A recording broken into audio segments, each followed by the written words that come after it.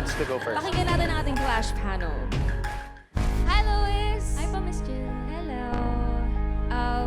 Gusto ko yung pagka-warm ng boses mo.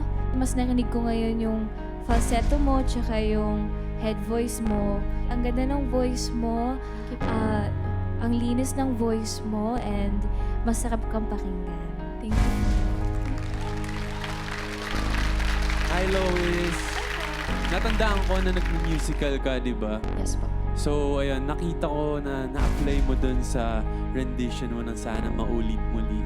And sobrang bago siya sa tenga for me. Ngayon ko lang narinig yung ganong classic rendition ng Sana Maulit Muli.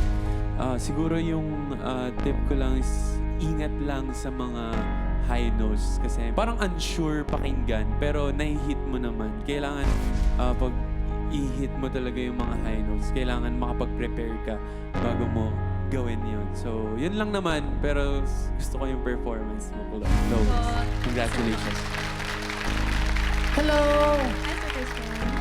Yan, hi. So, things to keep, lagi ka dapat ganyan ang attitude mo. Sweet and honest and direct. Things to improve naman. So, hindi ko alam kung style mo yon na hindi mo masyadong binirit yung ibang parts. Pero kung magkakaroon ng ibang chances to sing other songs, kailangan mas strengthen mo yung belt mo. Kasi kung napapakita mo na sa amin na kaya mo nga yung soft, yung moderate, kaya mo ba naman yung belting in other songs?